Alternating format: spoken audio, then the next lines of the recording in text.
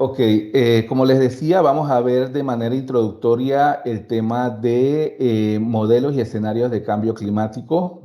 Si se dan cuenta, tenemos dos términos ahí bastante interesantes. La modelación, que al final nos va a generar escenarios a futuro, y nos vamos a concentrar bastante en cómo se generan estos modelos, qué debemos tener presente o qué debemos entender al final cuando un escenario me dice que la temperatura más probable o más posible al 2050 es 1 o es 2 grados mayor a lo que tengo. ¿Qué hay detrás de ese valor? Es lo que vamos a tratar de explicar un poco durante esta presentación introductoria. Para hablar de valores de cambio en los modelos climáticos, en el sistema climático, debemos primero entender qué es un sistema climático, cuáles son sus componentes y de qué manera entonces más adelante vamos a ir relacionando cada uno de estos componentes en los factores que me generan ese cambio. Entonces debemos tener presente que hay diferentes procesos y que se dan a diferentes escalas, tanto principalmente espacial y temporal. Tenemos la interacción entre el espacio, la atmósfera, océano y, digamos, esa parte territorial continental de nuestro planeta.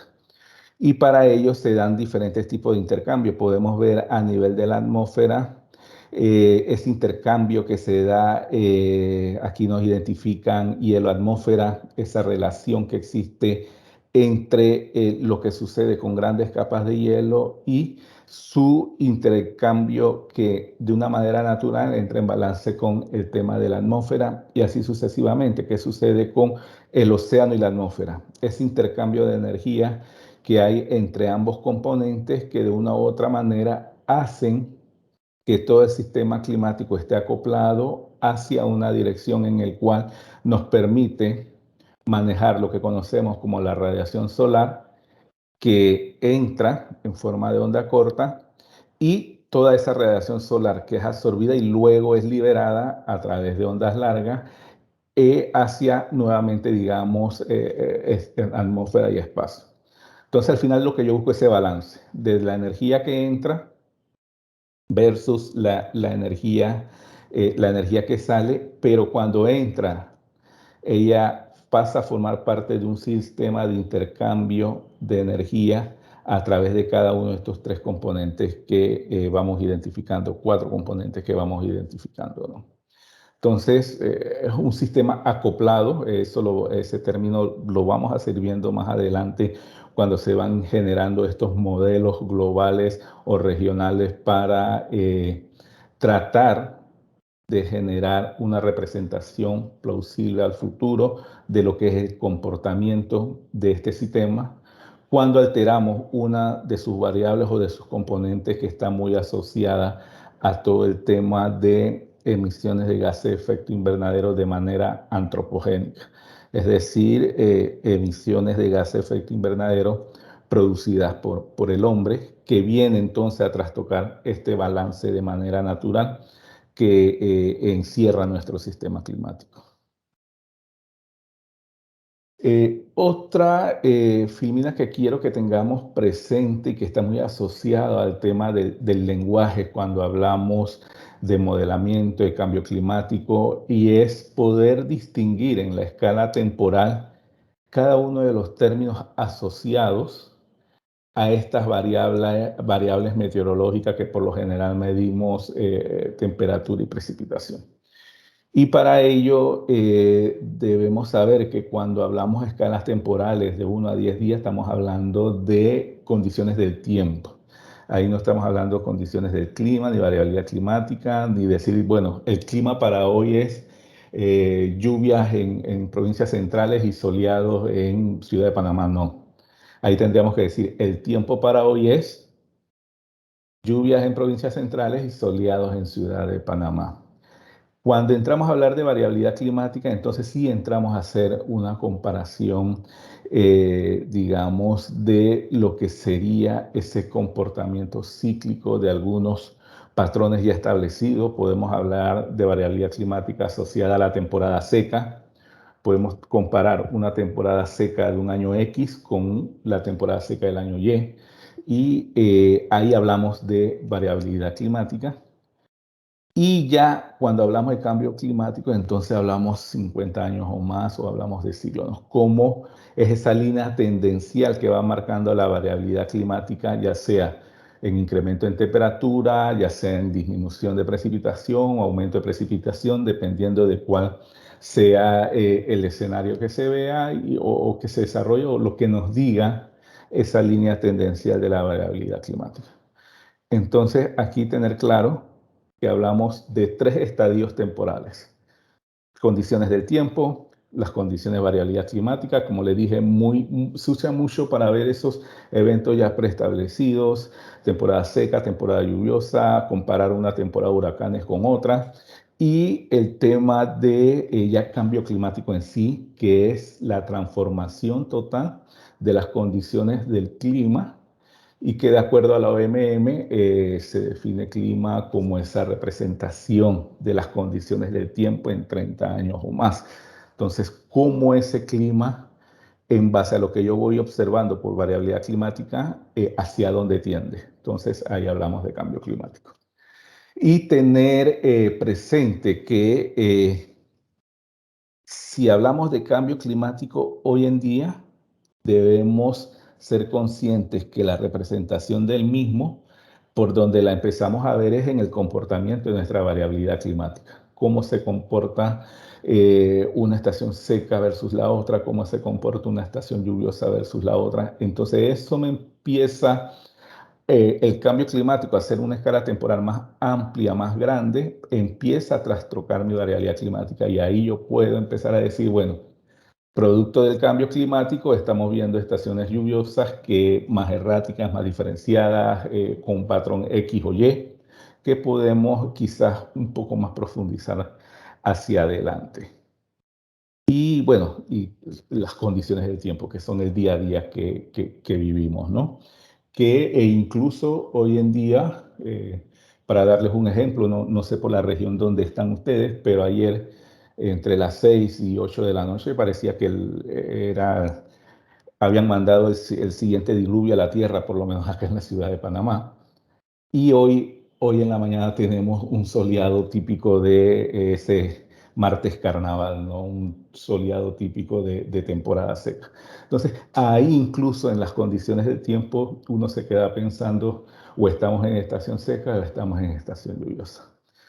Y cada uno, digamos, de estos estadios temporales o esta escala de tiempo van sufriendo su transformación producto de, al final, ese calentamiento global que nos lleva hacia lo que conocemos como cambio climático.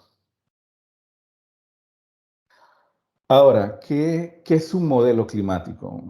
Una representación numérica del sistema climático. Como les dijimos, hay cuatro importantes variables que forman parte de este sistema, basada en las propiedades físicas, químicas y biológicas de sus componentes.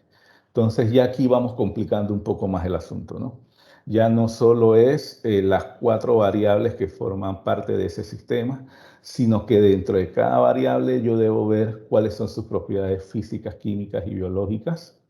Y además, estos se utilizan como herramienta de investigación para estudiar y simular el clima, también para fines operativos como la producción de predicciones climáticas mensuales, estacionales e interanuales. Un poco lo que decíamos, ¿no? Cómo yo veo el comportamiento de esa variabilidad interestacional, en el caso de nosotros, temporada seca, temporada lluviosa, o yo puedo ser esas comparaciones interanuales y es muy frecuente ya hace un par de años atrás hacia hoy escuchar, bueno, el julio del 2019 fue el más caliente desde la era preindustrial ahora. Luego llega el 2020 y te dicen el agosto del 2020 fue el agosto más caliente de todo lo que es la era preindustrial hacia ahora. ¿Y por qué tomamos mucho en cuenta la era preindustrial? Porque recordemos que estamos hablando de cambio climático antropogénico. ¿Cómo entra el hombre a jugar su rol en la transformación de un sistema acoplado de manera natural, un sistema climático acoplado de manera natural? Entonces, entra la mano del hombre a influir. Y queda demostrado que los modelos de desarrollo utilizados a partir de la época de la revolución industrial, hablamos a finales de los años 1800, vienen a contribuir esa aceleración de emisiones de gases de efecto invernadero que al final trastocan uno de los componentes del sistema y por ende el sistema entra en un proceso de autorregulación si tiene la capacidad para entonces poder generarnos lo que sería un comportamiento climático nuevo, lo que conocemos como el cambio climático. Entonces, importante recordar que hablamos de esa transformación del sistema climático que se viene sufriendo producto de cambios en los componentes de una de sus variables, principalmente químicas, dentro de o a raíz de la actividad humana y que se incrementa a partir de la revolución industrial, por allá por finales de los años 1800, y viene entonces a generar o a jugar ese rol que conocemos como el cambio climático antropogénico o producido por el hombre, ¿no? Ok, avanzamos. Ahora, para meterle, como decimos en buen panameño, más salsa al asunto, tenemos los componentes del sistema, tenemos las variables o las características que queremos ver cada uno de esos componentes, pero a su vez las transformaciones responden a diferentes leyes ya establecidas o estudiadas por parte de la ciencia, la ley de la termodinámica, todo el tema del efecto invernadero, y para el caso principalmente de precipitación, quizás un poco en temperatura, en la ecuación de Clausius y Clapeyron, que caracteriza la relación entre la temperatura del aire y su presión máxima de vapor de agua. Entonces, hay componentes, digamos, o principios físicos ya establecidos en un sistema climático que debemos ver cómo se comportan para poder tener una idea más clara de cuál sería ese clima futuro. Y para ello, entonces, sí podemos señalar que cada una de estas leyes, estos principios, para cada una de las variables en donde puede aplicarse y de los componentes del sistema climático se traducen en ecuaciones que forman parte de un proceso de programación o script, como le llaman, que son llevados a modelos computacionales. Y muchas veces un modelo de esto puede conllevar más de 1 millón de líneas para poder desarrollarlos en cada uno de los componentes que estamos hablando. Y más adelante van a entender este valor de más de 1 millón de líneas en una programación. ¿Y esto a qué me lleva entonces? Me lleva a una demanda de necesidad de espacio computacional para poder generar estos modelos. Eh, Algo podrá ser ya, digamos, cuando tenemos desarrollados modelos de escalas globales, regionales, quizás hasta locales, con una computadora de escritorio. Pero para generar esos modelos más grandes, los globales, regionales, yo necesito ya de supercomputadoras. Ahí podemos ver la que tiene el Centro Meteorológico el Halley Center de UK, del Reino Unido. Y bueno, que tiene la capacidad de procesar 14.000 trillones de cálculos por segundo. Entonces, imaginémonos la capacidad computacional para generar estos modelos globales, bajarlos luego a regionales que nos permitan ver hacia dónde camina un clima futuro. Al final, son capacidades instaladas en países en donde se tienen los recursos para la investigación y para contar con equipos como estos. Lo ideal es que cada vez la regionalización de los modelos pueda tenerse capacidades ya más locales para poder hacer estos trabajos. Más adelante vamos a ver cuando nos referimos a estos modelos globales y cómo lo voy llevando luego a modelos regionales.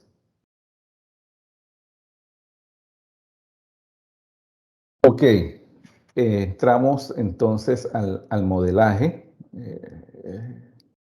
Las leyes que señalábamos anteriormente o los principios que entran a formar parte del ciclo del modelo de clima, al final lo que buscan es reproducir cada uno de los componentes en un sistema: atmósfera, océanos, tierra, criósfera y biosfera, y cada uno de ellos con sus características, como decíamos, físicas, químicas y biológicas. Al final, la conjunción de cada uno de estos nos debe generar un modelo climático dependiendo de las combinaciones que pueda yo generar a partir de cada uno de ellos. Vámonos a la resolución espacial, es decir, cómo abarco yo todo el territorio del planeta para generar cada uno de estos cálculos, y ya aquí voy viendo o me voy dando cuenta del por qué la necesidad de supercomputadoras para poder correr este tipo de modelos. Y está principalmente debido a la complejidad del sistema climático y las limitaciones de procesamiento computacional. Un modelo no es capaz de procesar toda la información para cada uno de los metros cúbicos que componen el sistema climático. Y recuerden que es atmósfera, tenemos océano y todavía no nos hemos metido al tema de espacio. O sea, aquí vamos a modelar principalmente esos cambios entre atmósfera, océano, tierra, y teniendo presente que la escala más superior, principalmente el tema espacio, está muy relacionada o está muy relacionada con la entrada y salida de energía proveniente del Sol. Pero aquí, digamos que los componentes claves están más asociados a criósfera, biosfera, océano, atmósfera. Y para ello, los modelos climáticos dividen la Tierra en cuadrículas para representar la información a lo largo de la altura y profundidad, altura en la atmósfera y profundidad en los océanos, para entonces generar valores numéricos para cada uno de estos componentes en el cual voy teniendo la capacidad de subdividir tanto el nivel vertical positivo, que es la parte de la atmósfera, como el nivel vertical, digamos, hacia abajo o negativo, que es la parte de los océanos. Y ahí entraremos a ver un poquito de historia sobre estos modelos. Creo que después de esta filmina sí podemos ver lo que les señalo. Y aquí, más que todo, para que tengan presente lo que conversamos, modelos bases de circulación general, que vemos que tienen una resolución entre 100 y 200 kilómetros. Ejemplo de modelos existentes, está el de la NOAA, está el de Halley Center del Reino Unido, que ya han tenido esa capacidad de poder modelar a nivel global estos modelos que se conocen como modelos de circulación general. Y luego, estos modelos de circulación general se hacen regionalizaciones, y las regionalizaciones van principalmente como para poder captar con mayor detalle esas características de los territorios definidos. En el caso de nuestro territorio, pertenecimos al dominio de Centroamérica, como CAM, los modelos regionales ya entonces bajan de una escala de 100 a 200, bajan a una escala de 50 a 25 kilómetros. Entonces ya se va mejorando el detalle, principalmente en aspectos orográficos, lo que es la topografía. Se va teniendo una mayor caracterización del comportamiento de la atmósfera en estas zonas. Y algo interesante para nuestra región y la región que va más abajo es cómo, digamos que la región de Centro y Suramérica juega roles importantes para dos patrones de variabilidad climática ya establecidos, como es el caso de bueno, la temporada de huracanes que tiene su formación desde el Cuerno de África y que por lo general por el comportamiento de patrones de viento, calentamiento de la superficie del mar, tienen sus patrones desarrollados hacia lo que es nuestro, el Caribe centroamericano, perdón, toda la región del Caribe que da al frente de Centroamérica, y en el caso de la costa sur como patrones de variabilidad climática ya establecidas como el Niño y la Niña también vienen en su génesis o su formación a partir de lo que serían estas costas. Entonces podemos de alguna u otra forma ir mejorando estos detalles a través de lo que serían los modelos de circulación regionalizados a partir de los modelos de circulación general. Aquí hablamos de computadoras de gran capacidad para poder generar estos instrumentos que están a disposición ya para la parte de la ciencia y poder empezar a trabajar combinaciones de estos modelos regionales con data de climatología local, que más adelante se estaría viendo este tema, cómo a partir de los modelos que se generan, los escenarios que se generan, entonces yo debo de una u otra manera poder trabajar estos con mis datos de climatología local y tener entonces una aproximación hacia lo que sería un clima futuro a nivel nacional. Acá un poco lo que hablábamos sobre el avance tecnológico en la resolución de esos modelos. Eh, Vemos cómo desde el primer reporte de evaluación que hace el IPCC, que sería que se identifica como FAR, First Assessment Report, luego pasa por el Second Assessment Report, y quiero que vayamos viendo el tema de cómo va mejorando la escala. Para el primer reporte de evaluación hablábamos de 500 kilómetros de resolución, luego en el segundo baja a 250, en el cuarto, que es la fuente de información para este reporte, más adelante vamos a ver el reporte 5 y una filmina más asociada a escenarios de emisiones del reporte 6 que acaba de sacar el grupo de trabajo 1 del IPCC no hace mucho.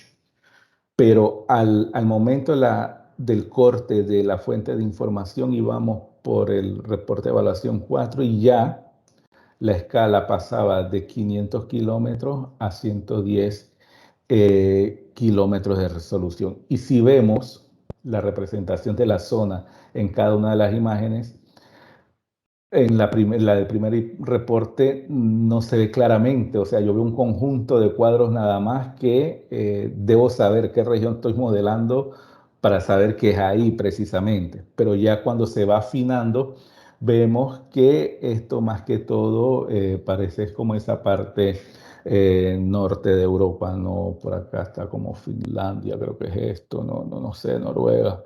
Es esa parte norte de Europa y se va definiendo mejor el territorio en base a esas características, principalmente orográficas, que sabemos que juegan un rol muy importante en la climatología de un territorio. Asimismo, a mano derecha, podemos ver esas variables que van involucrando cada uno de los reportes a medida que van evolucionando. Para los mediados de los 70 hablábamos de CO2 como único gas y más que todo asociado al tema de modelamiento asociado al tema de lluvia. Y así va creciendo y vemos ya como para el reporte 4 del IPCC pasa de simplemente CO2 y lluvia a ver ya aspectos asociados o contemplar variables asociadas a química de la atmósfera, la lluvia, modelo de circulación del océano, la interactividad en la vegetación o en los ecosistemas terrestres. Entonces, va incrementándose esa complejidad de variables que tengo para ir mejorando y tener cada vez mayor certeza de que estoy modelando lo más próximo posible a una realidad existente. Veamos ahora lo que ha representado en cambio de manera vertical. La que veíamos anteriormente era más que todo el espacio horizontal de la distribución en cuanto al territorio que estoy abarcando. Pero además de ese espacio del territorio que estoy abarcando, también debo tener presente que hay un componente vertical que va de la atmósfera a las profundidades del océano. Y vemos cómo para los 90 teníamos 19 niveles a nivel de la atmósfera, es decir, de superficie de tierra hacia arriba, tenía la capacidad de poder generar 19 niveles de comportamiento en cuanto a lo que sería poder ver esas variables físicas, químicas, en cuanto qué sucede a cada uno de estos niveles. Para el momento de generar el AR4, creo que estamos hablando de 2014, 2015, ya pasábamos de 19 niveles a 38 niveles hacia la atmósfera. Es decir, teníamos esa capacidad computacional y de generación de información que me podía o me permitía subdividir en mayor precisión el comportamiento de las variables a cada uno de estos niveles y pasamos de la superficie a la profundidad del océano de 20 niveles a 40 niveles. Entonces, a mayor capacidad de desagregación, tanto en la escala, digamos, territorial como vertical, me permite tener una mejor representación de las condiciones actuales para poder modelar las condiciones futuras. Y aquí, bueno, cuando estaba por salir el reporte de evaluación 5, se hablaba de resolución horizontal de 70 kilómetros, se hablaba de 90, pasar de 38 niveles en la atmósfera a 90 y pasar de 40 niveles en el océano a 60. Entonces, cada vez la tendencia es ir mejorando la capacidad de poder generar mayor información en menor espacio que al final lo que busca es reducir la incertidumbre, ¿no? En cuanto a los escenarios y poder tener una mejor representación. Para ir terminando con el proceso de la evolución de los modelos, acá nada más para que tengan presente todas las variables que poco a poco se han ido incrementando en cada uno de estos espacios o layers que estamos hablando, ¿no? Como decíamos, para los 60 veíamos la variable simplemente océano, la parte atmosférica, la superficie de la Tierra, vegetación. Y si nos vamos a la década del 2010 hacia adelante, vemos entonces que está todo el tema de océano, la atmósfera superior, química de la atmósfera, por ahí tenemos polvo, aerosoles de carbón, el tema de la interactividad entre ecosistemas o vegetación, los aerosoles que muchas veces juegan es un rol más de enfriamiento que de calentamiento y se producen principalmente algunos aerosoles de origen o de producción antropogénica y de manera natural por ahí por las erupciones volcánicas. Entra a jugar su rol los ciclos biogeoquímicos, importante conocer el ciclo del carbono, el ciclo del metano, de estos gases que son los que me generan este calentamiento global y por ahí nos vamos hasta llegar entonces hasta los ecosistemas marinos. ¿Qué quiero llamar la atención con esto? Que estamos hoy en día en una etapa de complejidad de la información que se utiliza, que nos permite cada vez ser más preciso en la generación de modelos, de los modelos climáticos. Como yo le digo a veces a mis estudiantes, porque también doy clase de vez en cuando, no me gustaría convertir esto en un monólogo. Quisiera hacer una pausa para ver, bueno, qué se ha entendido, qué porcentaje de lo que hemos hablado se ha entendido, no se ha entendido nada. Empezamos del primer slide y, o simplemente si tienen algún comentario, alguna reacción hasta este punto.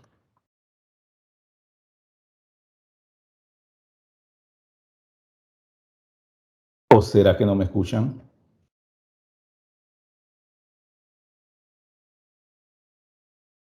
Por lo menos para comprobar que me escuchan, a ver si alguien dice, sí le escuchamos. Sí le escuchamos, Sí le buenos escuchamos, días. sí le escuchamos. Ok, excelente. Sí. Ok, ya me iba a asustar. ¿Será que estoy hablando solo? Sí, No. Licenciado René, tengo una consulta. sí, dígame. Cuando estuvimos viendo el tema del espacio en una parte vertical, noté que en Exacto. el slide hablaba de que se abarcó 38 niveles para el AR, para el último informe, ¿no? El Creo que fue AR4. el AR4, correcto. Sin embargo, hablaba de que, por ejemplo, la altura fue de 135 por 135 kilómetros, pero en el anterior fue de 270, o sea que ahí disminuyó la verticalidad, pero aumentó el número de, como así, No, como de los niveles de verificación. gracias por la pregunta. Y sí, lo que disminuye es el espacio en cuanto a esa verticalidad de 270 kilómetros a 135 kilómetros. Es decir, en un espacio horizontal voy a tener mayor cantidad de columnas que tenía en el R4, migrando, digamos, de lo que eran en los años, los reportes anteriores, el segundo o el primero. Al final lo que estoy es concentrando mayor cantidad de columnas en un espacio si lo veo desde la horizontal, porque al tener 270 kilómetros por ambos lados, es una columna mucho más ancha a que si yo la reduzco a 135 y quizás de repente donde solo me cabía una columna, puedo estar metiendo dos, tres o cuatro columnas que me permiten mejorar la información que tengo dentro de esa verticalidad, porque paso de una columna que tenía 19 niveles, en ese mismo espacio sobre la horizontal voy a tener dos o tres columnas con 38 niveles. Listo, entendido. Gracias. Vale, vale. Disculpe, licenciado, y a la vez nos da a indicar que esas variables físico-químicas también va a ser la información mayor, ¿verdad? Exactamente, porque digamos que al pasar de una columna a dos o tres columnas, yo estoy duplicando, triplicando la información de cada una de estas variables que estoy viendo aquí o cada uno de estos componentes que debo analizar, si cada una de estas variables que debo analizar en cada uno de esos componentes, atmósfera, tierra, océano. Entonces, me va generando gran volumen de información para cada uno de ellos y es por eso entonces que entendemos la complejidad de los equipos tecnológicos que necesitamos para poder generar estos modelamientos. Correcto, gracias. Vale. Ok. Seguimos.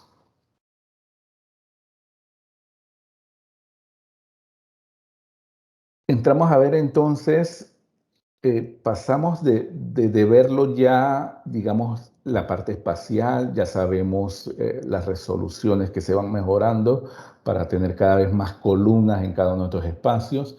La parte vertical, tanto hacia arriba como hacia el océano, Sabemos que cada vez va siendo más complejo en esos niveles que se van generando y al final debo ir generando esos modelos que nos permitan acoplar lo que va sucediendo atmósfera-océano, lo que va sucediendo océano-tierra, lo que va sucediendo con la vegetación dentro de la parte territorial, los hielos continentales y los hielos, las capas de hielos ya que están en la parte, digamos, polares, y cada uno de ellos ya no lo veo de manera aislada, sino que debo acoplarlo a través de un solo modelo, y estos se conocen como los subconjuntos de modelos globales acoplados, y que recientemente vienen a incorporar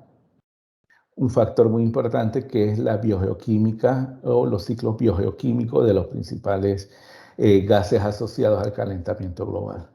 Entonces, además de esas variables, digamos, físicas, químicas y principios que vimos al inicio que debemos aplicar, entran entonces a jugar un rol también todo el tema de los ciclos del carbono, el ciclo del nitrógeno, el ciclo del metano, para entender su comportamiento, digamos, a nivel terrestre, a nivel de atmósfera y a diferentes niveles entonces de atmósfera. Porque a medida que vamos subiendo, sabemos que hay algunas variables propias de la atmósfera que van cambiando. Presión atmosférica, puedo tener diferentes tipos de radiación, diferentes tipos de comportamiento del viento a cada estrato que voy generando, tanto vertical como principalmente de manera vertical hacia la atmósfera. Y en cada uno de ellos el ciclo biogeoquímico va a representar algún comportamiento diferenciado. Ahora, tenemos el instrumento que viene a acoplar cada uno de estos componentes que se encontraban o que vemos de manera aislada. En el caso del océano, todo lo que tiene que ver con el hielo en el océano, la misma parte de ecosistema o biología del océano. En el caso de igual la parte continental, el hielo continental y todo ese comportamiento principalmente la representación vegetativa de la parte continental. Y en la atmósfera, todo el tema de química de la atmósfera y aerosoles, que siempre lo debemos tener presente porque forman parte de ese proceso natural. Y por el otro lado, el tema del cambio climático inducido por el hombre, o sea, cómo las emisiones producto de la actividad humana entonces entran a jugar su rol en este modelo acoplado, en donde ya no solo son las variables naturales, sino que ese incremento de emisiones de CO2, ese incremento de óxido nitroso, de metano, que viene producto de la actividad humana, entra a jugar su rol dentro de los modelos climáticos. ¿Y cómo lo representamos? Es lo que vamos a ver ahora, ¿no? Tenemos las emisiones de gases de efecto invernadero, como se les conoce a nivel global. Acá quizás una representación bastante sencilla de cómo estos gases vienen a intervenir en ese ciclo o en ese sistema que veíamos desde la primera filmina, ese sistema climático. Y al final su rol principal está dado a nivel de la atmósfera, cuando a través de diferentes procesos de la actividad humana yo genero estos gases, procesos industriales, generación de energía, quema de combustibles fósiles, uso y cambio de uso de la tierra, principalmente pérdida de vegetación, ya sea por incendios u otro tipo de actividades. Al final exacerban o incrementan esa producción de estos gases que también se dan de manera natural a un ritmo muy diferenciado a lo que representa hoy la actividad del hombre para su concentración en la atmósfera. Y estos gases tienen la capacidad de que cuando viene esa energía del espacio, principalmente del Sol, la energía penetra, pero a la hora de salir la energía no sale la misma cantidad, digamos, que si tuviera una concentración de gases de manera natural. Entonces, de una u otra manera, estamos alterando la composición química de la atmósfera que no permite que esa energía absorbida, la que es consumida, la que nos queda o la que se libera, pueda regresar al espacio, porque a nivel de la atmósfera entonces se encuentran con esta capa, si queremos llamarle, esta línea de gases que hacen que la radiación vuelva y rebota hacia la parte del terrestre y genera lo que conocemos como el calentamiento global, efecto invernadero, que cada vez va siendo más caliente ese espacio entre la superficie de la Tierra y este nivel de la atmósfera donde se concentran los gases de efecto invernadero. Entonces, es la variable que vamos a analizar que viene a trastocar lo que es nuestro sistema climático global.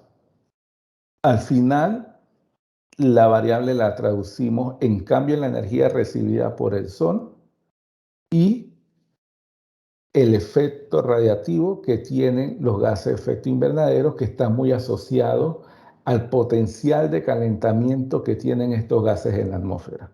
Aquí no nos vamos a ir muy a profundidad, pero sí saber que cada uno de estos gases ya se han estudiado y sabemos que tienen un potencial de calentamiento en la atmósfera. Se toma como referencia el CO2 porque es el gas de mayor producción y se le da un potencial de calentamiento 1 para poder comparar los otros gases con respecto al CO2. En el caso del metano, el IPCC, algunos informes atrás nos decía un potencial de calentamiento de 21, luego están en revisión, el potencial de calentamiento 24, 27, es decir, a mayor estudio del comportamiento de la química de la atmósfera, vamos viendo que en el caso del metano ya hay cambios en ese potencial de calentamiento. El óxido nitroso anda por los ciento y tanto con relación al CO2, pero es mucho más volátil, es decir, se transforma mucho más rápido en su proceso de química de la atmósfera, pero aún así es un gas de importante producción y principalmente en actividades, tanto el metano como el óxido nitroso, principalmente se producen actividades muy asociadas al sector que estamos viendo hoy. Metano por el lado de la ganadería y el óxido nitroso a partir de componentes químicos utilizados para la producción agrícola. Y tienen su potencial de calentamiento comparativo versus el CO2, ¿no? Y además de ese potencial de calentamiento y el comportamiento en la química en la atmósfera, es lo que conocemos entonces como los forzamientos radiativos que tienen cada uno de estos gases. Y tenemos ahí presente, como siempre, los aerosoles, que son partículas emitidas mediante la quema de combustibles fósiles, incendios forestales, erupciones volcánicas y que de alguna u otra forma vienen a jugar un rol más de enfriamiento que calentamiento, pero son minúsculas sus emisiones en comparación a lo que viene sucediendo con los otros gases. Y Dios quiera, pongamos, bueno, pues la solución para el cambio climático es que toda la cadena volcánica del planeta empiece a hacer erupción, ¿no? Tampoco a esos extremos, ¿no? Pero sí juegan un rol importante, más que todo, para el tema del enfriamiento. Ahora, el último informe, hablamos de la R5, el informe de evaluación 5 que sacó el IPCC. Hoy en día están trabajando en el informe de evaluación 6, en el cual ya el grupo de trabajo 1 generó información, que es el que tiene que ver con estos temas. La ciencia o la base científica del cambio climático. Sobre los reportes que genera el grupo de trabajo 1, que es la base científica, Está la información que toma entonces el grupo de trabajo 2 para hablar de adaptación y el grupo de trabajo 3 para hablar de mitigación del cambio climático. Es por ello que siempre vamos a ver cuando se genera un reporte de evaluación en los ciclos, el primero que sale es el de la base científica. El reporte independiente del grupo de trabajo 1, que es el que le va a permitir entonces sobre esa base científica trabajar a la parte de adaptación y mitigación. Bueno, ya no podemos decir que es el último, porque ya hay un reporte AR6, base científica, que salió hace pocos días, pero como completo, como informe de evaluación completo, sigue todavía lo que es el AR5. Y en este reporte, para los escenarios de emisión, ojo y tengamos cuidado, los escenarios de emisión es el componente o las emisiones antropogénicas, es el componente que me está generando ese cambio en el sistema climático. Esto no es escenario de cambio climático. Esto es escenario de emisiones de gases de efecto invernadero, producto de la actividad humana, que al final trastoca una de las variables del sistema climático que me lleva a lo que conocemos como cambio climático, y ese cambio climático me lleva entonces a futuros escenarios de clima. Entonces, escenarios de emisiones, no confundirnos con que ya estamos hablando de escenarios de clima futuro. Aquí estamos viendo es cómo emisiones de gases pueden influir de una manera u otra en la climatología futura y principalmente asociado al tema de temperatura. Para este escenario se hablaban de los RCP, que llevado al español serían como esas rutas, vías o trayectorias de concentración representativas. Describen, digamos, cuáles serían, yo creo, aquí lo podemos ver mejor, cuáles serían esos futuros escenarios que puede tener la humanidad en base a la ciencia existente en el momento en que se genera este reporte. Son cada 6 años, estamos hablando del 17, si no me equivoco, por ahí 16 sale el primer working group, como si 17, 18, si no me equivoco. Y si no, por ahí Adriana me corrige más adelante. Pero estamos hablando de hace unos 5 o 6 años atrás. Estos son escenarios de emisiones que contemplan la misma lógica que se ha venido contemplando a partir desde que se generó el primer reporte. ¿Cuál sería el escenario si como planeta o como sociedad nos ajustamos los cinturones, transformamos nuestros modelos de desarrollo, somos amigables con el ambiente? ¿Cuál es el escenario si sigo business as usual, haciendo lo que estoy haciendo, no implemento ninguna política y vamos como vamos? Y un escenario en el cual ni siquiera sigo como estoy, ¿no? Sino que soy más pesimista y sigue el crecimiento poblacional, sigue el desarrollo a través de la quema de combustible, cero energía renovable, y es lo que vemos aquí representado. Desde un RCP, que sabemos que son rutas de concentración representativa, con el 2.6 me dice que, bueno, nos ajustamos y empezamos a trabajar para reducir las emisiones, y me lleva a un nivel de emisiones tomando como cero la época preindustrial. Me lleva a un nivel de emisiones al 2100 en donde estoy en comparación a los finales de los 1800. O un escenario RCP 8.5 en donde no hago nada, sigo creciendo en emisiones, sigue la demanda de recursos naturales y me lleva entonces a emisiones anuales de CO2 equivalentes por allá alrededor de los 120 gigatoneladas. Y es el escenario más pesimista, en cuanto al crecimiento de emisiones. Si se dan cuenta, en la vertical tenemos emisiones anuales de gas de efecto invernadero representados a través de CO2 equivalente por año. ¿Qué hora es? Creo que ya estoy terminando. Entonces, esto viene a representar los escenarios de emisiones.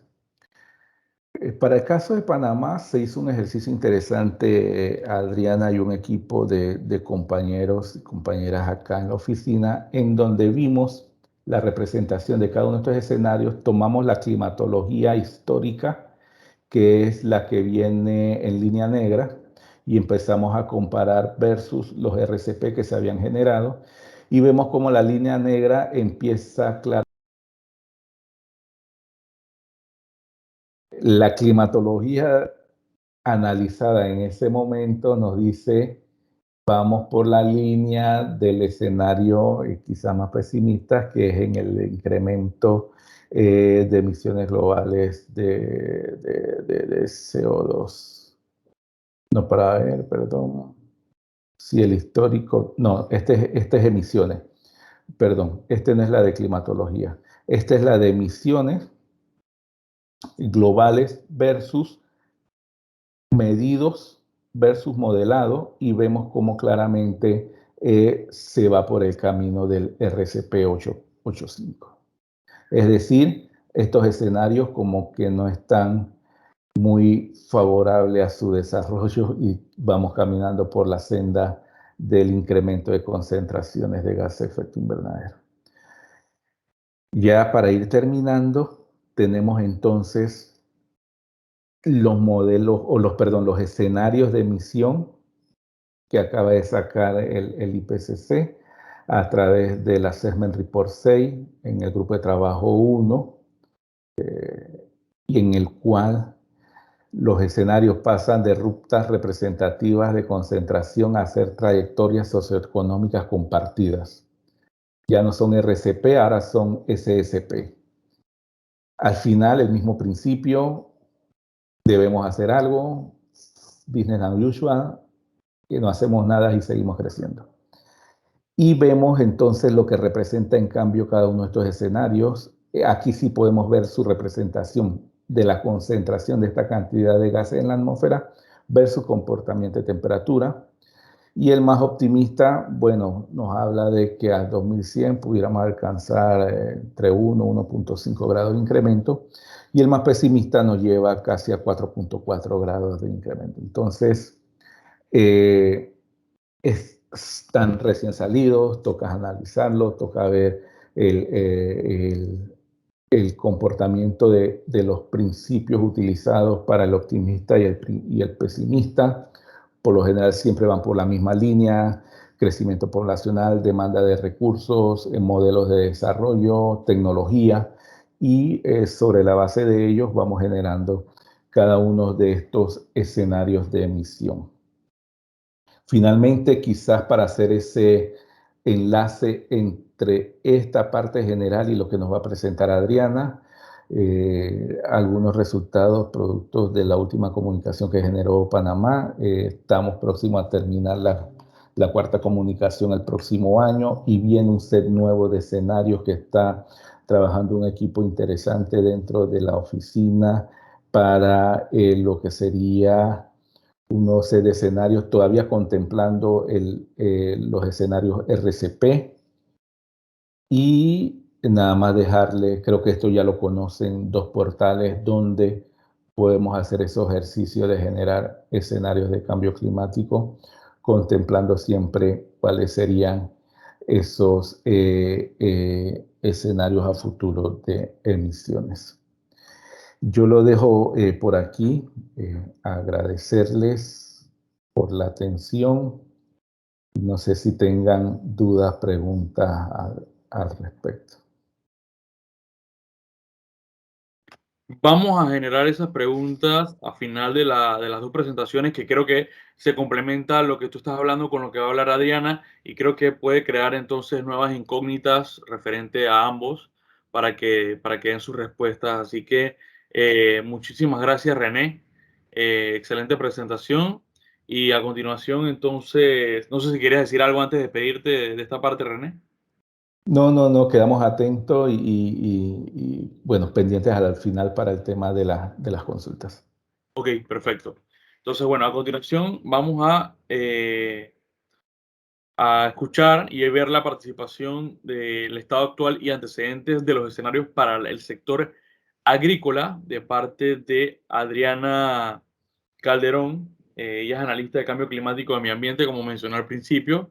Entonces, ella nos va a hablar entonces acerca de este tema. Adelante, Adriana. Buenos días. Gracias. Hola, buenos días.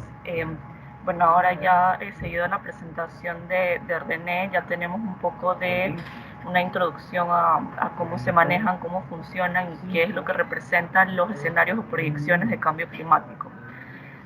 Hoy yo les voy a presentar cómo se pueden utilizar o cómo se usaron para un caso de Panamá, justo bajo el Fondo de Adaptación y Fundación Natura, un proyecto que utilizó proyecciones de cambio climático para la evaluación de vulnerabilidad y la siguiente identificación de medidas de adaptación.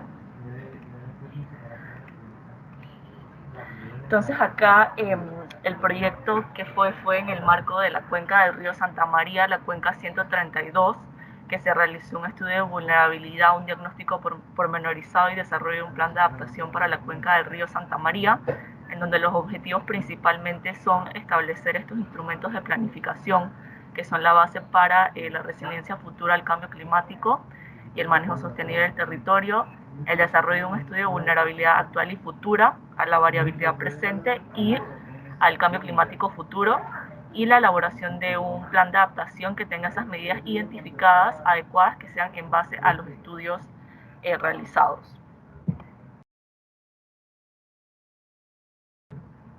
La metodología para que se realizó bajo este proyecto del análisis de vulnerabilidad es principalmente la identificación de las amenazas, ya sea amenazas por cambios de lluvia o cambios de temperatura, la identificación también de servicios ambientales que pueden contribuir a la adaptación de la comunidad y la priorización de las medidas de adaptación que sean necesarias para esta. En este proyecto sobre todo se trabajó entre los cambios que pueden ocurrir de la lluvia, la precipitación y la temperatura y cuáles son sus efectos en varios sectores sobre ecosistemas, biodiversidad, recursos hídricos, bosques, energía, salud, turismo y agricultura. Entonces ahorita yo les voy a presentar unos ejemplos. Vamos a presentar unos ejemplos para lo que es el sector agricultura y también sobre los servicios ecosistémicos que ofrece esta cuenca. Aquí, como pueden ver, los escenarios de cambio climático que se utilizaron fue con un horizonte de tiempo al 2070. Existen varios horizontes de tiempo. Pueden ver mi pantalla, ¿sí? Existen varios horizontes de tiempo. Se puede proyectar al 2050, al 2030 o a final de siglo, que es 2090 o 2100. El método de estos escenarios de cambio climático fue el downscaling estadístico o reducción de escala. Y en este caso se utilizó una herramienta que es el modelador de cambio climático de TERSET de la Universidad de Clark. Como lo mencionó mi compañero René al final de su presentación, hay varias herramientas en línea que pueden ser utilizadas para lo que es la descarga de datos de proyecciones climáticas a futuro, como por ejemplo esta de la Universidad de Clark. También tenemos los escenarios regionalizados de Euroclima, que pueden entrar ahí, pueden descargar las variables. Este tiene una resolución más o menos gruesa de 50 kilómetros por grilla o por celda. También el IPCC en su último reporte, ellos pusieron a disposición una base de datos conjunto con NASA, donde también se pueden descargar proyecciones. También lo que es el modelo CMIP6, que fue el utilizado para el estudio del IPCC, también se pueden bajar los datos. Pero se recomienda hacer una reducción de escala estadística. Utilizando métodos dinámicos, estos son los menos recomendados ya que no se tiene la capacidad informática, pero se puede realizar el downscaling estadístico. Entonces ahora vamos a ver acá con esto el comportamiento del clima a futuro. Aquí lo que se hizo fue una comparación entre el periodo base, que es el periodo histórico, que se utilizó los datos de 1985 a 2018, y el escenario RCP 2.6, con los cambios en la precipitación promedio. Entonces aquí lo que nos dice, y como pueden ver en el mapa, se espera una disminución de promedio de 18.7% y una máxima disminución de 36.6% hacia el noreste de la cuenca, con una mínima de ascenso de 0.47. Acá entonces, para lo que es la variable de temperatura, se espera un aumento promedio del 4.0%, esto en comparación con la línea base, con el periodo histórico, y con una máxima aumento de 14.5% en la parte alta de la cuenca. Así que lo que pueden ver aquí, como ven en el mapa, la parte morada y la parte azul son los que se espera un aumento de temperatura más amplio, que son para la parte alta de la cuenca. Esto sobre todo porque se espera que las temperaturas mínimas son las que más aumenten, más que las temperaturas máximas. Es decir, que en esta cuenca, por elevación en la parte alta, es donde se encuentran las menores temperaturas, y estas ya con las proyecciones van a empezar a subir, o sea que ya vamos a tener menos noches frías, menos temperaturas mínimas. Entonces acá, en base a estos escenarios, a estas proyecciones para las variables de temperatura y lluvia, se realizó lo que es una modelación de la aptitud climática de los cultivos para el mismo escenario. Los cultivos que se estudiaron fueron café, caña, maíz, arroz, cítrico. Y aquí se utilizó lo que es esta base de datos de la aptitud climática por cultivos de la FAO, que aquí nos dice cuáles son las temperaturas mínimas óptimas, las máximas óptimas y las máximas. Igualmente con la precipitación y los días de crecimiento que requieren con estas características. Y en base a esto, entonces se realizó lo que es una aptitud para el cultivo de café bajo este escenario RCP 2.6, en donde las áreas que se observan en verde oscuro, valor de 1, y en el rango de 0.95 son las más aptas para el cultivo, comparadas con el uso de la tierra de 2012. Entonces aquí lo que nos quiere decir es que se va a extender su aptitud incluso para la parte alta, y esto es debido al aumento de las temperaturas mínimas en la parte alta de la cuenca del río Santa María.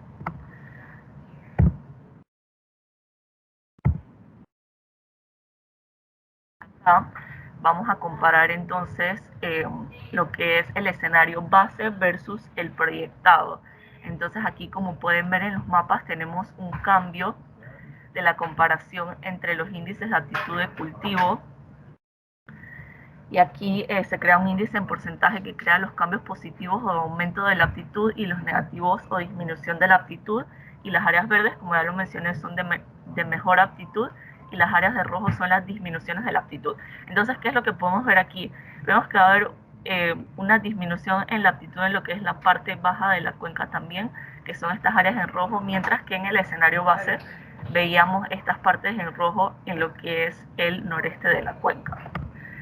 Y esto nos da como resultado una vulnerabilidad de aptitud de los cultivos, y aquí podemos crear lo que es los indicadores por cultivos, que es esta comparación entre los escenarios bases y los escenarios proyectados bajo las proyecciones de temperatura y precipitación, y utilizando estas tablas de cuáles son las condiciones óptimas, perfectas, mínimas y máximas de cada cultivo. Entonces aquí les presenté un ejemplo del cultivo del café. Igualmente se realizaron para otros rubros como es la caña, el maíz, que están igualmente en este estudio. Y aquí, para manera más de simplificar, solamente les presenté el de café. Igual pueden consultar en la página de adaptación de Mi Ambiente de Natura, está el estudio completo. Entonces aquí ahora voy a seguir y voy a hablarles un poco de que también, aparte de evaluar las condiciones físicas de los cambios de temperatura y lluvia, también es muy importante evaluar dentro de un análisis integrado de vulnerabilidad los indicadores sociales, que también nos dicen sobre lo que es la capacidad adaptativa de las personas que viven en la cuenca del río Santa María, y cómo éstas pueden entonces resistir o hacer frente a cualquier tipo de cambios que afecten sus actividades económicas a los que ellos son dependientes. Acá, bueno, mencionados son claves en el estudio de vulnerabilidad Por ejemplo, aquí también se estudió esta parte, se utilizó los índices de pobreza multidimensional por provincia y comarcas. Esta cuenca es una cuenca que se cataloga como una cuenca con índices de pobreza, que cubren las provincias de Coclé, Herrera, Veraguas y la comarca Novebuglé. Sobre todo la comarca Novebuglé es la que tiene los índices más altos de pobreza multidimensional.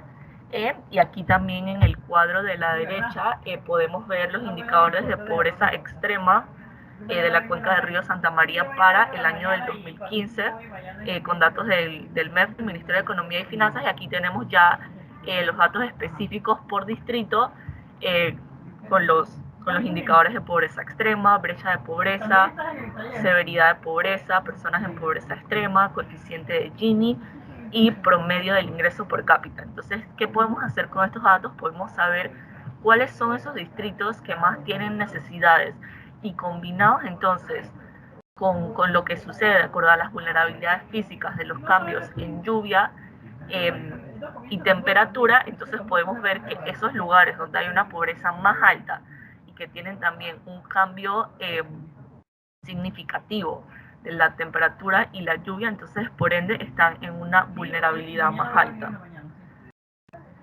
Sobre todo aquí en la parte social, las condiciones de pobreza se dan por el acceso a la educación, que da como un logro educativo insuficiente, precariedad de empleo, el manejo inadecuado de los desechos, desempleo, trabajo familiar, la falta de infraestructura, y que son todas estas características que aumentan la vulnerabilidad social. Entonces, esta es la parte social del estudio, que es una parte clave muy importante cuando se realiza entonces este estudio del clima, que debe ir de la mano con el estudio social. Y bueno, acá entonces también se lograron identificar cuáles son los proveedores de servicios ecosistémicos. Es importante también que no solo la parte de cuáles van a ser los riesgos, sino que también hay que buscar el lado positivo y poder identificar qué es lo que podemos sacar de, por ejemplo, este es una cuenca hidrográfica que tiene muchas oportunidades, oportunidades que pueden ayudar, por ejemplo, a realizar los proyectos de adaptación que se necesitan. Entonces, por ejemplo, todos estos lugares también fueron identificados junto con la comunidad en marco de este proyecto, y que tiene muchos sitios de interés para realizar turismo, algunos proyectos de tipos de negocios turísticos que se pueden realizar, que pueden contribuir a la adaptación. Por ejemplo, aquí se menciona unos, en Veraguas, Calobre, hay espacio para recreación, se puede hacer avistamiento de aves de otras especies, también la parte forestal de la Cordillera Central en Santa Fe, en la parte alta. Esto también genera un servicio de captación de carbono, producción de agua, también tiene belleza escénica, producción de alimentos en la parte baja. Entonces tiene muchas oportunidades que pueden servir entonces para fortalecer y para que la misma comunidad sea autosuficiente, y con estos servicios que ella tiene pueda entonces realizar sus medidas de adaptación. Entonces ahora vamos a entrar a lo que es la parte ya de adaptación, con todos estos estudios ya que se hicieron previamente. Entonces ahora sí podemos clasificar e identificar cuáles son estas medidas de adaptación y por diferentes sectores. Entonces aquí en esta tenemos lo que son las medidas de adaptación con un enfoque hídrico, y en las que se identificaron son los sistemas de alerta temprana ante sequías. Quiero mencionar que en este punto hay un proyecto para la cuenca del río Santa María que todavía no ha iniciado, que está dentro del Fondo de Adaptación también como implementadora Fundación Natura, que es para el desarrollo de sistemas de alerta temprana ante sequías y ante inundaciones. Este es muy importante ya que en el 2015, si recuerdan, hubo un fuerte fenómeno del Niño que tuvo pérdidas agrícolas por más de $100 millones. Entonces esto es específicamente para que podamos con anticipación avisar que vamos a tener un fenómeno del Niño y poder tomar las medidas necesarias.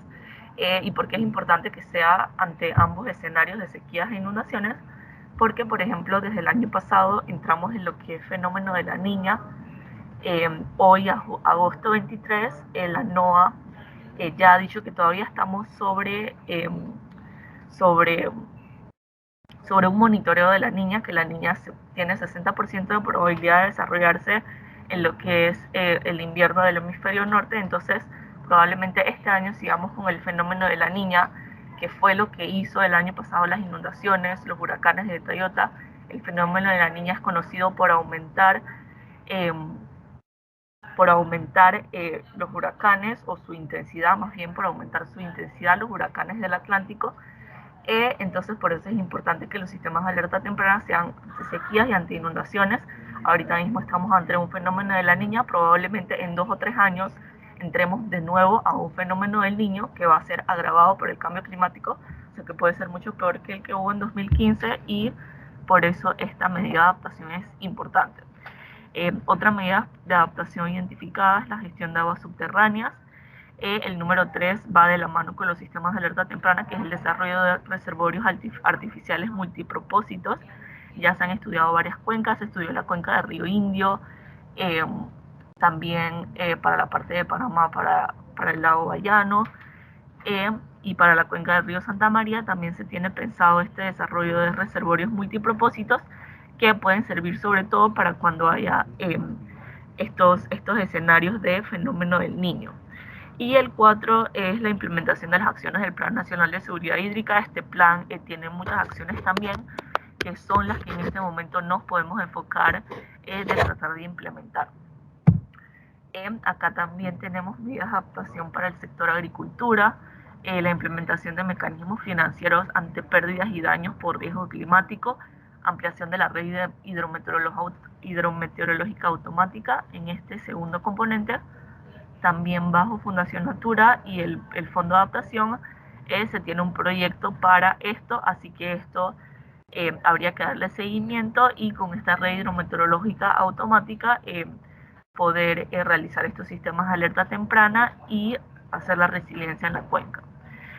También otra adaptación identificada, medida de adaptación, es la evaluación de fuentes hídricas para utilización de riego mecanizado, programas de fortalecimiento de semillas resistentes a cambios del clima.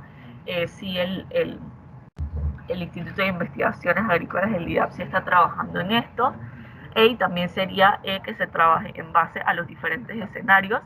Ahorita el IPCC, también lo mencionó René, ellos lanzaron el último reporte, que también tiene nuevos escenarios de cambio climático, nuevas sendas representativas, que antes era lo que se le llamaba RCP, ahora se llama SPPS, y bajo estos escenarios entonces realizar los programas de fortalecimiento de semillas resistentes a cambios del clima y el desarrollo de políticas sectoriales bajo enfoques climáticamente inteligentes.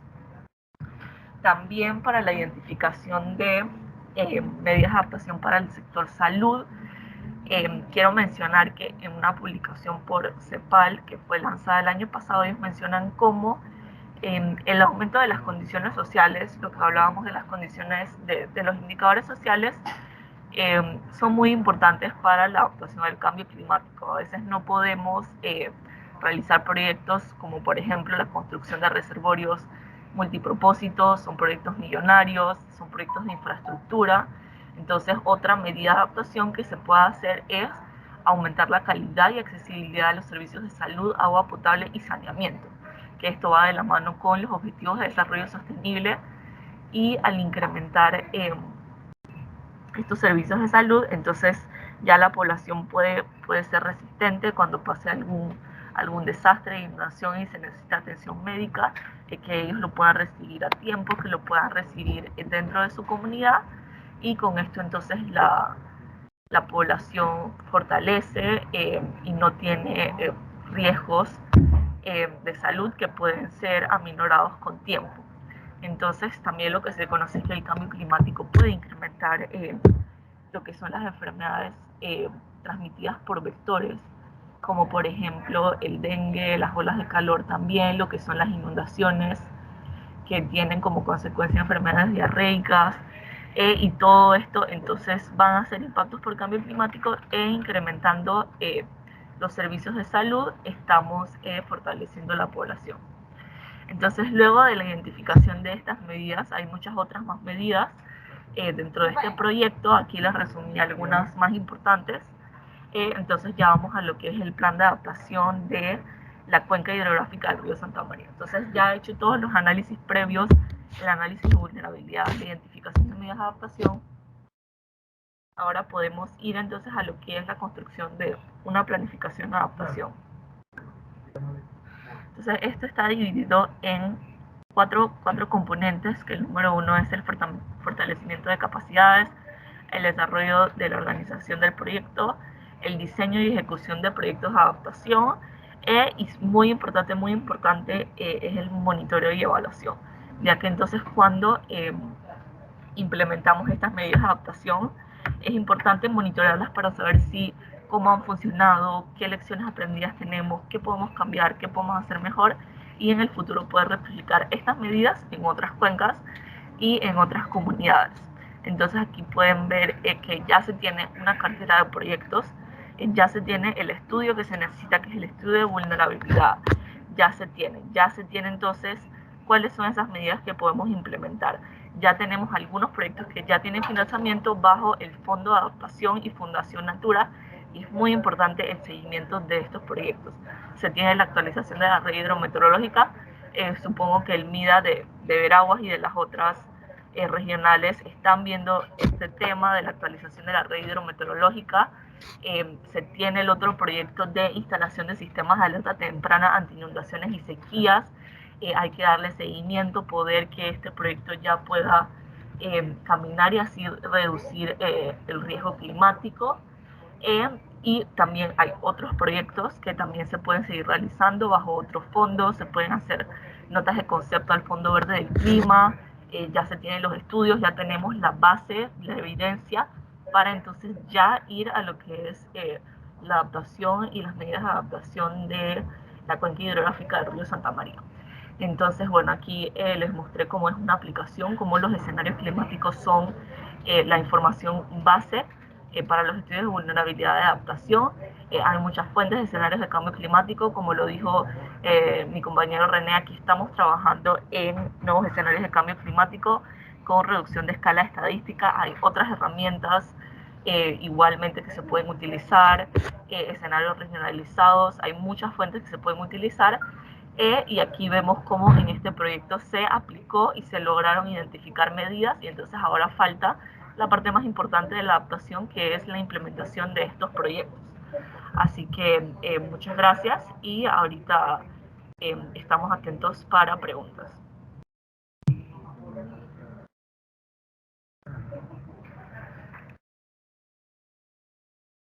Muchísimas gracias, Adriana, por tu presentación.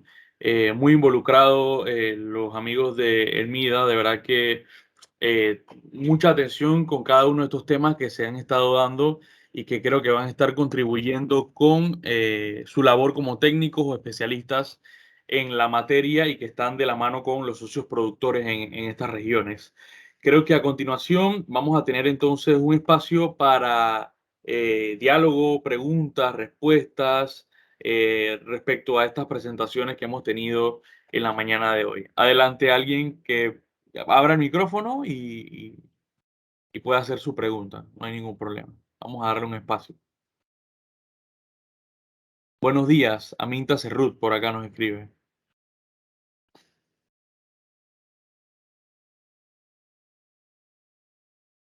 Dice María Núñez que el SAT de el Río Santa María ya se dio orden de proceder el 5 de agosto, proyecto en ejecución. Muchas gracias, María, por acá nos escribió más temprano. Sí, muchas gracias. Sí, ese es el punto que ya ustedes estén pendientes, los de las regionales, que son parte de la cuenca del río Santa María, que estos proyectos se den, que los puedan estar en revisión constante, que los productos sean entregados, que ustedes entiendan cómo va a funcionar estos sistemas de alerta temprana, para que entonces puedan cumplir su función, que es alertar a la población y disminuir las pérdidas y daños tanto de vidas humanas como pérdidas económicas. Gracias, Adriana.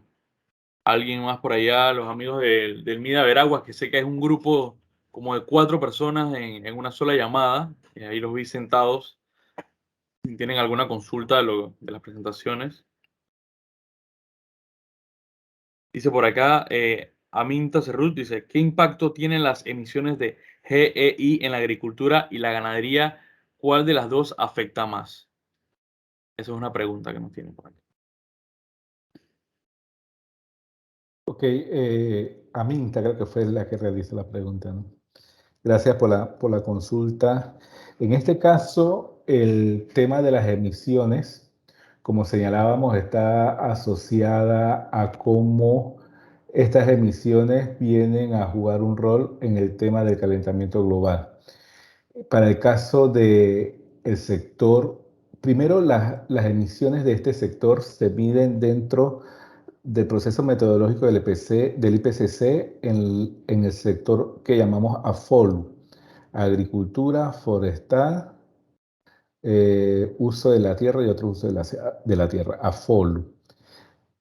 Dentro de AFOLU sí hacemos el análisis separado, tratamos a agricultura de manera, o la parte agropecuaria de manera independiente, y ahí se subdividen en emisiones por manejo de suelo, emisiones por ganadería, principalmente metano, y otras emisiones asociadas a los procesos productivos en agricultura. Las emisiones de metanos por el sector ganadería representa, en cuanto a emisiones, la segunda fuente principal de emisiones en nuestro país.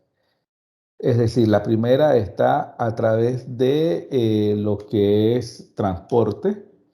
La segunda fuente de emisión, si lo llevamos a CO2 equivalente, hablamos de la emisión de metano producto del sector ganadería. Ahí hablamos vacuno, ahí hablamos caballar, mular, bufa, o sea, todo lo que es el concepto ganadería.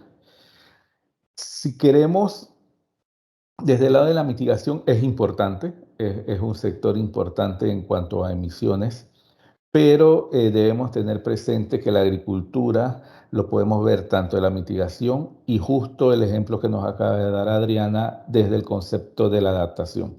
Entonces, si yo mejoro condiciones adaptativas en el sector, puedo tener un doble beneficio porque de una u otra manera puedo influir en las condiciones para la emisión de gases de efecto invernadero proveniente principalmente del proceso de fermentación entérica del ganado.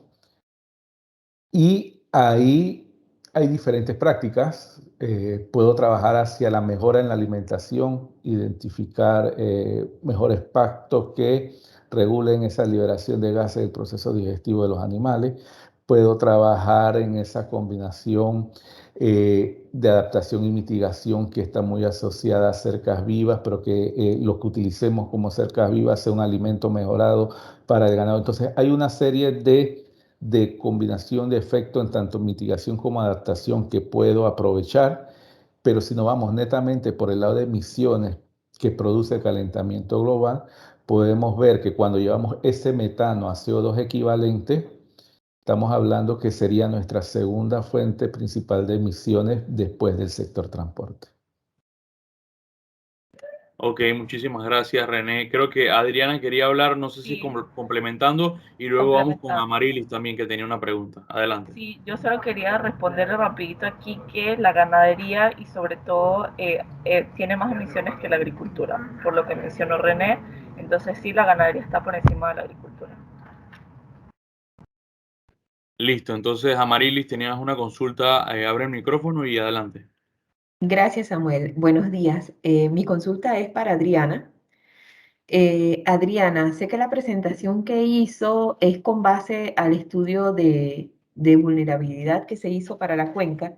Sin embargo, quería saber si con el tema de actitud para el cultivo, en este caso el café, se logró hacer quizás algún escenario probable de cuánto estaría aumentando, en este caso, la frontera agrícola, de darse, digamos, esta alza de temperatura en el sitio. O sea, si lograron quizás tener algún escenario sobre eso.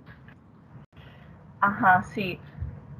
Lo que usted me dice es si se hicieron como proyecciones de cómo puede cambiar la frontera agrícola, pero esto ya sería una parte de la parte antropogénica. Ya esto no sería un cambio por clima y lluvia, sino es como una proyección social de cómo puede aumentar la frontera agrícola.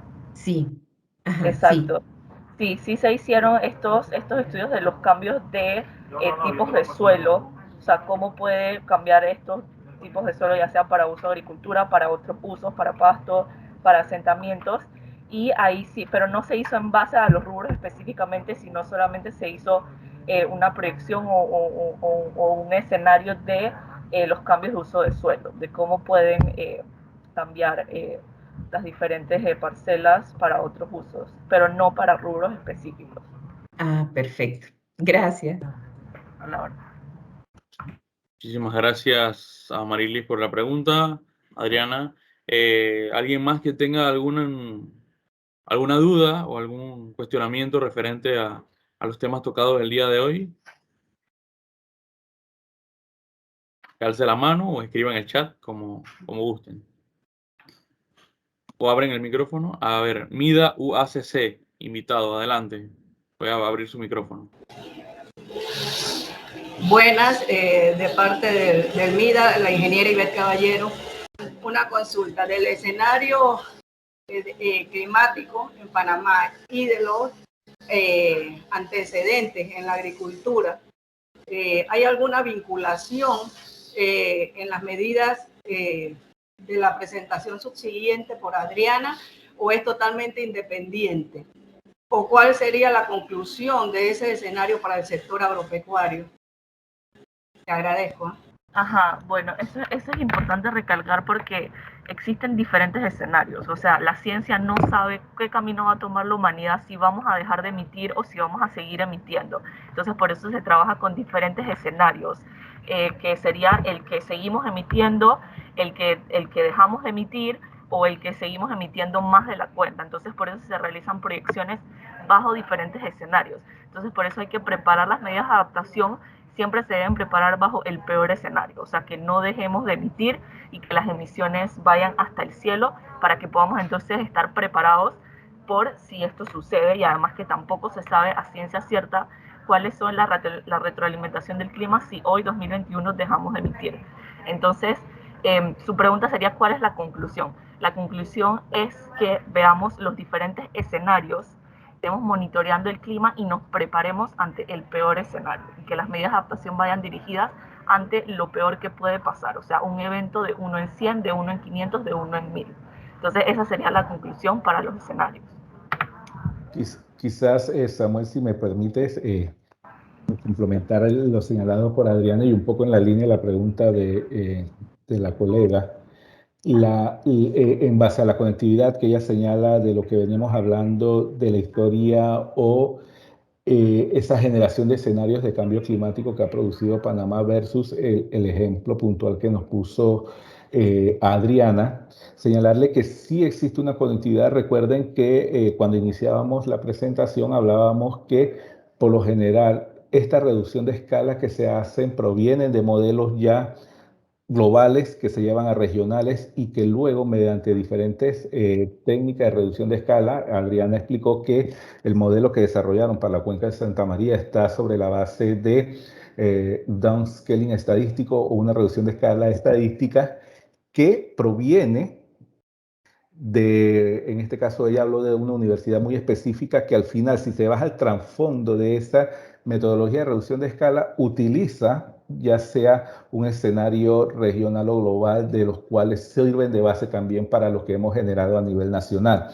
Al final, aquí lo interesante es cómo a través de ese modelo de reducción de escala yo voy vinculando global, regional, local, y ahí entonces complemento la climatología de ese territorio para poder hacer ese cruce que me diga hacia dónde va la senda del comportamiento del escenario en un momento determinado al periodo de tiempo. Como bien dijo Adriana, hay diferentes periodos de tiempo, pero en este caso se tomó el periodo de tiempo 2070. Ok, excelente. Por acá me escribe, buenos días, Anabel Ramírez, UACC. Mida, mi duda es referente a los escenarios de cambio climático. ¿Me pueden indicar si para realizar la modelación espacial fue por medio de Surfer o de Spatial Analyst u otro? También si evaluaron los otros escenarios de cambio climático desde los menos pesimistas a los más pesimistas y comparar estadísticamente estos resultados para considerar un umbral de posibles escenarios en la región de estudios con los rubros seleccionados. Esta fue una pregunta hecha a través del chat. Hola, sí. Sí, por ejemplo, para los escenarios de la cuenca del río Santa María se utilizó la herramienta modelador de cambio climático de TerraSet de la Universidad de Clark.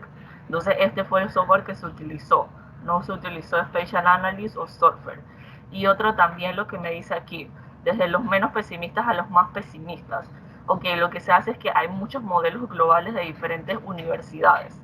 De la Universidad de Tokio, de la Universidad de Reino Unido, de la NASA, de la NOAA. Hay muchos modelos globales.